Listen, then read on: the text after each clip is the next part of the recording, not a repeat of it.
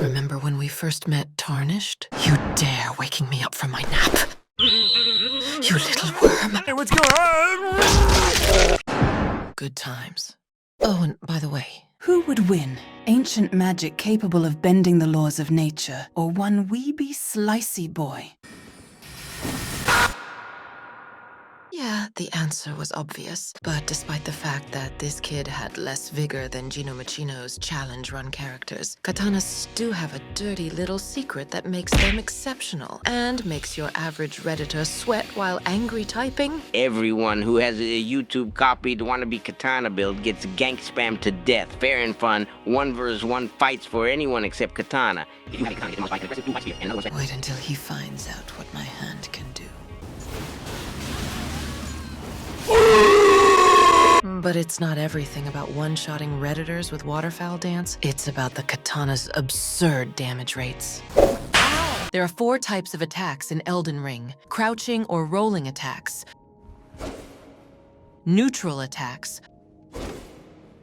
running attacks, and jump attacks.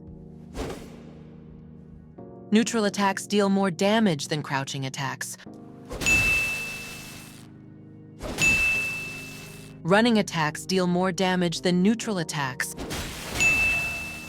And jump attacks deal more damage than running attacks. You also have the much less used backstep attack, which is simply another type of running attack. This applies for every weapon category in the game, except for katanas. When we talk about katanas, first we gotta point out that both the running attack and the neutral attack are complete dog water. You'd find more success fighting with a paper cutting knife. However, the crouch attack is extremely good. And depending on which katanas you use, the range can be insane. But that's not the only gimmick. Here's the order of damage for katanas. First, the neutral attack, then the running attack, and then the crouch attack. The katana's crouch attack has abnormally high damage, and given that it's also its most useful move if we add the range, this makes this particular crouch attack deadly, capable of dealing absurd amounts of damage. But it's not just about how big and strong your weapon is, it's about how you use it. But you know what's entirely about the weapons though? Mystery Thingy, the segment where you behave like a good semi-automatic assault rifle and guess the weapon. Our last mystery thingy was the clean rot spear. So if you answered that, big congratulations my little AK-47, you won. Here's our new mystery thingy, so be sure to answer in the comments what it's all about. And now we go back to Lady Rot. Wait, who put rotten boobies on charge for today? Since we're talking about katanas, we will be looking at a dexterity build, mostly because my hand has really good dex scaling. What can I say? I'm very good at using my hand.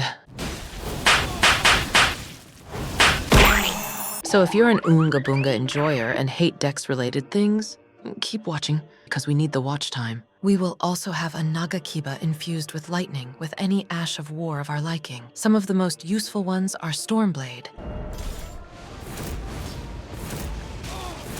and Sword Dance. Our build consists of 60 Vigor, 30 Endurance, 20 Strength, 70 Dexterity, and 12 Faith, just to be able to cast Bestial Vitality. Needless to say, we're going to focus on landing those juicy crouch and jump attacks. Wait, what? Oh, PC moment, I guess. But let's not disregard how useful the running R2 can be, especially with its deceiving range. It is just so long. Hey, that's pretty good. Treating it like a defensive setup, similar to double straight swords, tends to work quite well. But unlike double straight swords, don't be afraid to abuse the massive range and damage of the rolling attack.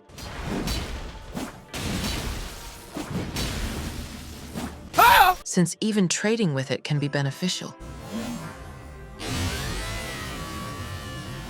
Now that we've explained how the build works, how about we spank some silly goobers with it? In the cold fields of the motherland, we run into a man-child mutant ninja turtle and a guy overcompensating for his small wiener. The ninja turtle seems to be suffering from short-term memory loss, as he never once attempted to heal the deadly injuries I've been inflicting on him, with the final one giving him a tummy ache so severe he vaporized. While fighting evil Mandingo here, I receive a smite from beyond the fog by none other than the fun police. Just like some cartoon cops, he must have been eating lots of donuts because he's struggling to move like an overloaded Redditor, which ultimately leads to his demise. And as expected, the guy with the big hammer and the small wiener gives up after the first reminder that he only survived this long because he had some very dedicated babysitters. What a shame. Upon entering into these catacombs, I noticed 3 Tomb Raider wannabes, and since copyright infringement is a crime punishable by law, I make sure they experience the long hand of the law. Get it? Hand instead of arm because of Hand of Malenia? Never mind. With only Kevin left, we team up with the Archer Skeleton, delivering a wombo combo that depletes his gargantuan 800 points of health. I'm about to end this man's whole career.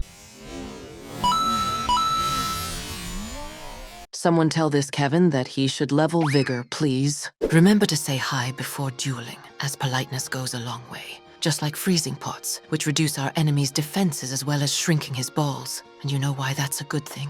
Let me show you. To say he's gonna feel sore in the morning is an understatement. We dodge the running attack of Pointy Stick by running to the left, we do a little bitch slap, and we finish him off after his goofy parry attempt. It wasn't a bad idea, just very risky given his circumstances. Still well played, my friend. You know why some people switch from PC to PlayStation, dear boy? Because low latency feels fantastic. Striking your enemy when they whiff an attack and actually seeing the numbers pop up right when you hit them instead of having them roll away and seeing the hit register 3 years later is such a dopamine inducer. And since our horny boy has good latency, we make short work of him by simply whiff punishing.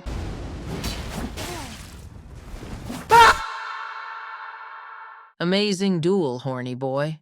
You know, mages tend to be the most obnoxious type of players. Not just in playstyle, but in attitude. Like this here who proceeds to attack right off the bat. Opportunity I use to freeze his tiny balls. And for a fellow with such high intelligence, he clearly is pretty stupid. Because he didn't level vigor. So don't be like this guy, my dear boys. Level vigor.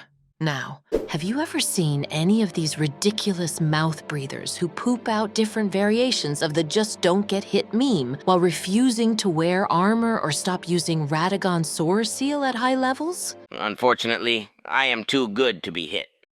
I'm so smart. Well, it turns out we ran into one of them, and the spoiler alert, he got hit. Way to be a smartass. And for our final clip, I'd like to showcase one more time just how brutal the crouch attack can be, as this fully armored guy who stole my look took nearly 1100 damage with one swift crouch attack. That is insane. Not even double great spears can pull off that insane damage out of their ass. And this guy was so shaken by it that he pulled the plug after perishing. I guess he was one of those Redditor Katana haters. Now you know, big boy. This is your chance to start using the Noble Nippon Steel before it gets nerfed. So get to it now, or else. What's going on?